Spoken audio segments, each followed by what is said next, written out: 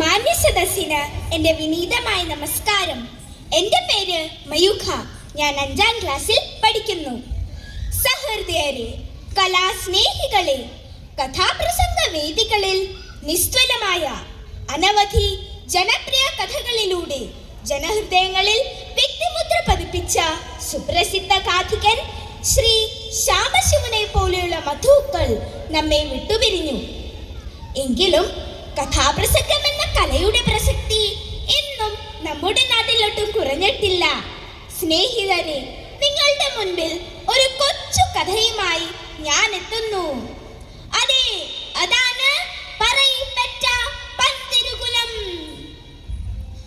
കോസലമാകും ഈ ഗ്രാമത്തിൽ പാർത്തിടും മാനവനാണു ഞാൻ കൂട്ടുകാരെ. കാഥികനാണു, കലാകാരനാണു ഞാൻ, കേവലം നിങ്ങളെ പോലെ തന്നെ. ധാരാളം കലാകാരന്മാരും കലാകാരികളും വസിക്കുന്നതുമായ ഒരു പ്രകൃതി രമണീയമായ ഗ്രാമമായിരുന്നു കോസലം. പച്ചപ്പട്ടു വിരിച്ച നെൽപ്പാടങ്ങളും കൽപ്പവൃക്ഷം കൊണ്ടും നിറഞ്ഞതായിരുന്നു ആ പ്രദേശം. നമുക്ക് കഥയിലേക്ക് പ്രവേശിക്കാം. അതാ അങ്ങോട്ട് നോക്കൂ, രാജാവ് വിക്രമാദിത്യന്റെ രാജസദസ്.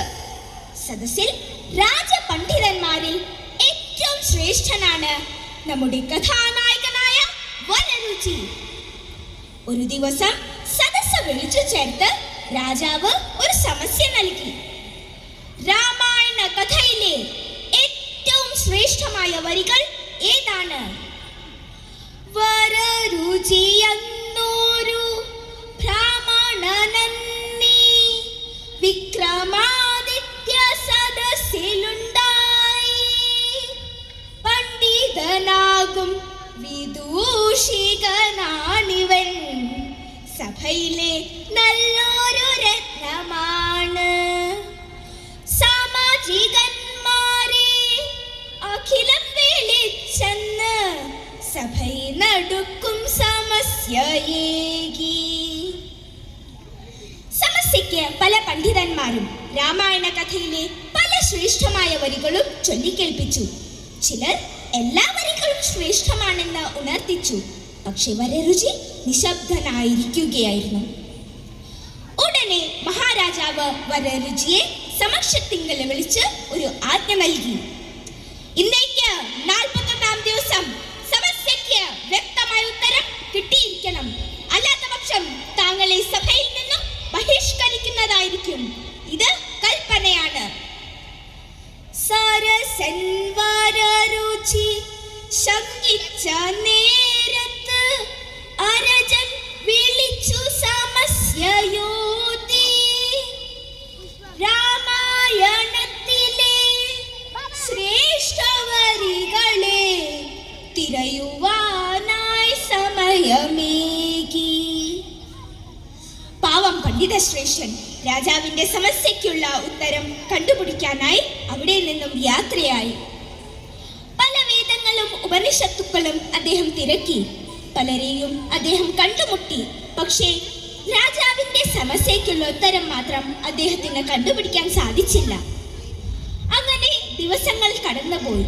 ഒടുവിൽ 40ാം ദിവസം രാജാവിന്റെ സമസ്യയ്ക്കുള്ള ഉത്തരം കണ്ടുപിടിക്കാൻ സാധിക്കാതെ നിരാശനായി അദ്ദേഹം ഒരു ആൽമരച്ചുവട്ടിൽ വിശ്രമിച്ചു.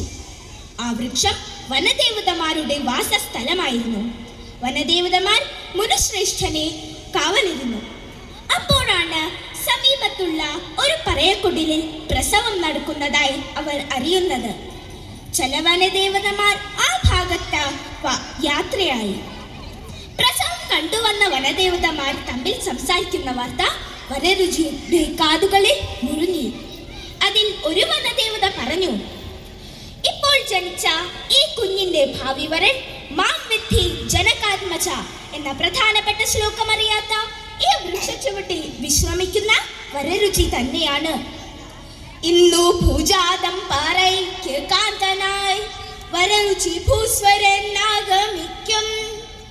ദേവതമാരുടെ ജൽപ്പാനം കേട്ടുടൻ ആകുല ചിത്തനായി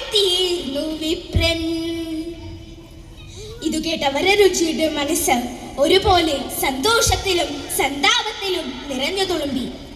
തൽക്കാലം രാജാവിന്റെ സമസ്യയ്ക്കുള്ള ഉത്തരം കണ്ടെത്താൻ സാധിച്ചല്ലോ എന്ന സന്തോഷത്തോടെ അദ്ദേഹം വിക്രമാദിത്യ രാജാവിന്റെ രാജസദസ്സ് ലക്ഷ്യമാക്കി നടന്നു. രാജസമക്ഷത്തിങ്കലെത്തി രാജാവിന് ശ്രേഷ്ഠമായ വരികൾ ചൊല്ലിക്കേൽപ്പിച്ചു. രാജാവിന് സന്തോഷമായി. പക്ഷേ ദുഃഖാദ്രമായ ഒരു വാർത്ത കൂടി വരരുചി രാജസമക്ഷത്തിങ്കൽ ഉണർത്തിച്ചു. ഇന്നലെ ജനിച്ച ആ പെൺകുട്ടിന്റെ വളർച്ചയിൽ നമ്മുടെ രാജ്യം നശിക്കും. ആയതിനാൽ ആ കുഞ്ഞിനെ ഏതു വിധേനയും നശിപ്പിക്കണം. അക്കരെ ദേശത്തെ പറക്കൊടലിൽ പെൺകൊടിയൊന്നതാ ജാതമായി. പെണ്ണു വളർന്നു വരുന്ന കാലം രാജ്യത്തിനാപത്തു വന്നു ചേരും. ഇതു കേട്ട മഹാരാജാവ് ശിശുഹത്യ പാപമെന്നു കരുതി സേനാധിപതിയെ വിളിച്ച് ആ കുഞ്ഞിനെ വാഴപ്പിണ്ടിയിൽ ഒരു ചങ്ങാടം നിർമ്മിച്ച് തലയ്ക്കടിയിൽ ഒരു എണ്ണപ്പന്തവും കത്തിച്ച് പുഴയിലൂടെ ഒഴുക്കുവാൻ ഉത്തരവിട്ടു. രാജകൽപ്പന ഭടന്മാർ നടപ്പാക്കി. തനിക്ക് വരാനിരുന്ന ദുർവിധി നീങ്ങിക്കിട്ടിയല്ലോ എന്നോർത്ത് വരരുചി സന്തോഷിച്ചു. പൊങ്ങുതടി പുഴയിലൂടെ ഒഴുകി. പാവം കുഞ്ഞ് അലറി കരഞ്ഞോണ്ടിരുന്നു. ഒന്നും അറിയാതെ പിഞ്ചു പൈതൽ കാരിക്കരഞ്ഞു കുഴഞ്ഞു പോയി. അകുതളിർന്നോവും ഈ കാഴ്ചയല്ലോ ഓരത്തൊഴുകുന്നരാ പെൺകൊടി. പുഴയിലൂടെ ഒഴുകി നീങ്ങിയിരിക്കുന്ന കുഞ്ഞിനെ ഒരു മധ്യവയസ്കനായ ബ്രാഹ്മണൻ വാരിയെടുത്ത് തന്റെ ഇല്ലത്ത് കൊണ്ടുപോയി വളർത്തി. കാലങ്ങൾ കടന്നുപോയി. എങ്കിലും താൻ ചെയ്ത തെറ്റിന്റെ ഫലമായി ഒരു കുഞ്ഞിന്റെ ജീവൻ നഷ്ടപ്പെട്ടല്ലോ എന്ന ചിന്ത വരരുചിയെ വല്ലാതെ അലട്ടിക്കൊണ്ടിരുന്നു. മനസമാധാനം നഷ്ടപ്പെട്ട അദ്ദേഹം ഒരു ദീർഘയാത്രയ്ക്കായി പുറപ്പെട്ടു. പലവിധ ക്ഷേത്രങ്ങളും അദ്ദേഹം സന്ദർശിച്ചു. ഒടുവിൽ വിശപ്പും ദാഹവും കൊണ്ട് അദ്ദേഹം ഒരു ഇല്ലത്തിന്റെ മുന്നിൽ എത്തിച്ചേർന്നു. ഒരു വൃദ്ധ ബ്രാഹ്മണൻ വരരുചിയെ ഊണ് കഴിക്കാൻ വേണ്ടി അകത്തേക്ക് ക്ഷണിച്ചു. പക്ഷേ വൃദ്ധ ബ്രാഹ്മണന്റെ ബുദ്ധിശക്തി ഒന്ന് പരീക്ഷിക്കാം എന്ന വരരുചിയുടെ മനസ്സിൽ ഒരു കുസൃതി തോന്നി. ഊണ് കഴിക്കുന്നതിന് മുൻപ് എനിക്ക് ചില നിബന്ധനകളുണ്ട്. ആ നിബന്ധനകൾ നിങ്ങൾക്ക് സമ്മതമാണെങ്കിൽ മാത്രമേ ഞാൻ ഇവിടെ നിന്നും ഊണ് കഴിക്കുകയുള്ളൂ. വൃദ്ധ ബ്രാഹ്മണൻ ആദ്യമൊന്ന് പരിഭ്രമിച്ചുവെങ്കിലും പിന്നീട് വരരുചിയോട് തന്റെ നിബന്ധന ആവശ്യപ്പെട്ടു. വരരുചി തന്റെ നിബന്ധനകൾ മുന്നോട്ട് വെച്ചു. സ്നാനം കഴിഞ്ഞു വരുമ്പോൾ എനിക്കൊരു വീരാളിപ്പട്ടു ധരിച്ചിടണം. ഊണിനു മുന്ന് 100 പേരുടെ ഉദരം നിറയ്ക്കുക തന്നെ വേണം. ഭോജനമുണ്ണുവാനിന്നു നമുക്കൊരു 108 കൂട്ടം കറികൾ വേണം. ഊണി ശേഷം 3 തിന്നണം. 4 പേരെന്നെ ചുമന്നിടണം. ഈ നിബന്ധനകളെല്ലാം കേട്ട വൃദ്ധബ്രാഹ്മണൻ ഞെട്ടിപ്പോയി. പക്ഷേ അദ്ദേഹത്തിന്റെ മകൾ പഞ്ചമി തന്റെ അച്ഛനോടായി ഇങ്ങനെ പറഞ്ഞു: മുനിശ്രേഷ്ഠനോട് സ്നാനം കഴിഞ്ഞു വരാൻ പറയൂ അച്ഛ. അപ്പോഴേക്കും നമുക്ക് എല്ലാം ഒരുക്കി വെക്കാം. വൃദ്ധബ്രാഹ്മണൻ അത്ഭുതപ്പെട്ടു പോയി. പക്ഷേ വരരുചിയോട് സ്നാനം കഴിഞ്ഞു വരാൻ ആവശ്യപ്പെട്ടു. സ്നാനം കഴിഞ്ഞതാവിപ്രാനെത്തിയിടുന്നു. കൗപീനമൊന്നു കൊടുത്തു പെണ്ണ്.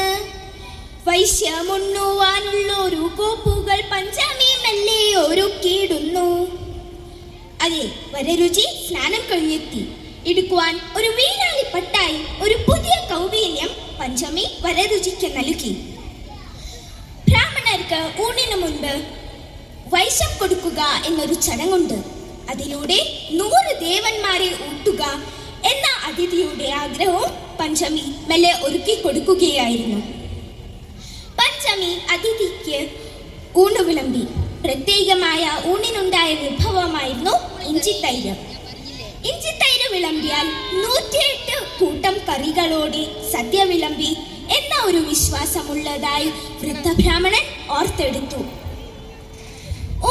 ഊണിനു ശേഷം പഞ്ചമി മുറുക്കാൻ ചെല്ലം വരരുചിക്ക് നൽകി. ശേഷം അതിഥിയുടെ ഉച്ചമയക്കത്തിനായി കട്ടിലും കിടക്കയും ഒരുക്കി. ഊണ് കഴിഞ്ഞുടൻ മൂവരെ തിന്നണം എന്ന അതിഥി ഉദ്ദേശിച്ചത് 3 കൂട്ടി മുറുക്കലാണെന്നും 4 പേരെന്നെ ചുമന്നിടണം എന്ന നിബന്ധന 4 കാലുകളുള്ള കട്ടിലിൽ വിശ്രമിക്കണമെന്നുമായിരുന്നു അതിഥി ഉദ്ദേശിച്ചത് എന്ന് ഇപ്പോഴാണ് വൃദ്ധബ്രാഹ്മണന് മനസ്സിലായത്. ആതിഥേയനായ വൃദ്ധബ്രാഹ്മണന്റെ സൽക്കാരവും അദ്ദേഹത്തിന്റെ മകൾ പഞ്ചമിയുടെ വിവേകവും നിഷ്കളങ്കതയും നിറഞ്ഞ പെരുമാറ്റം വരരുചിക്ക് നന്നേ ഇഷ്ടപ്പെട്ടു. അദ്ദേഹത്തിന് ബ്രാഹ്മണ കന്യകയെ വേലി കഴിച്ചാൽ കൊല്ലാം എന്ന് തോന്നി. അദ്ദേഹം വൃദ്ധബ്രാഹ്മണന്റെ അടുത്ത് കാര്യങ്ങൾ അവതരിപ്പിച്ചു. പിതാവിന് സന്തോഷമായി. പഞ്ചമിയെ വരരുചിക്ക് വേലി കഴിച്ചു കൊടുത്തു. ശേഷം പഞ്ചമിയും കൂട്ടി വരരുചി യാത്ര തുടർന്നു. കാലങ്ങൾ കടന്നുപോയി. ഒരിക്കൽ പഞ്ചമി വരരുചിയുടെ മടിയിൽ തലവെച്ച് കിടക്കുകയായിരുന്നു. വരരുചി തന്റെ പത്നിയുടെ തലമുടിയിൽ പ്രണയാർത്ഥം തലോടുന്ന വേളയിൽ പഞ്ചമിയുടെ തലയിൽ ഒരു അടയാളം കണ്ട് അതിനെ പറ്റി ചോദിച്ചു. അന്ന് പഞ്ചമി തന്റെ ജന്മരഹസ്യം വരരുചിയോട് പറഞ്ഞു. വർഷങ്ങൾക്ക് മുന്ന് പുഴയിലൂടെ ഒഴുകിക്കൊണ്ടിരുന്ന വാഴ ഒരു ചങ്ങാടത്തിലാണ് എൻ്റെ അച്ഛന് കിട്ടിയത്. അന്ന് ഒരു എണ്ണപ്പന്തം എൻ്റെ തലയ്ക്കടിയിൽ കുത്തിവെച്ചിരുന്നു. ഇതു കേട്ട വരരുചി ഞെട്ടിപ്പോയി. കാലങ്ങൾക്ക് മുന്ന് എന്താണോ നടക്കരുത് എന്ന് ആഗ്രഹിച്ചത് ഇപ്പോഴതാ യാഥാർത്ഥ്യമായിരിക്കുന്നു. ഈശ്വര നിശ്ചയം ആർക്കും ഒരിക്കലും മാറ്റാൻ സാധിക്കില്ല. തന്റെ വിധിയെ സന്തോഷത്തോടെ സ്വീകരിച്ച് വരരുചി പഞ്ചമിയും കൂട്ടി വീണ്ടും യാത്ര തുടർന്നു. കൂട്ടുകാരെ, അങ്ങനെ വരരുചി എന്ന വിപ്രന് പഞ്ചമി എന്ന പറയിൽ പെണ്ണിലുണ്ടായ 12 മക്കളാണ് പറയിൽപ്പെട്ട പന്തിരുകുലം എന്ന് പിന്നീട് അറിയപ്പെട്ടത്. അഗ്നിഹോത്രി, പാക്കനാർ, രജകൻ, ഉപ്പുകൂറ്റൻ, വള്ളൂർ, വായിലാകുന്നിലപ്പൻ, വടുതല നായർ, കാരിക്കലമ്മ, പാണനാർ, നാരായണത്തുഭ്രാന്തൻ, അകവൂർച്ചാത്തൻ, പെരുന്തച്ഛൻ. ഈ 12 പേരാണ് പന്തിരുകുലത്തിൻ്റെ അംഗങ്ങൾ. ഇതോടുകൂടി എൻ്റെ കൊച്ചു കഥാപ്രസംഗം അവസാനിക്കുന്നു. നന്ദി, നമസ്കാരം.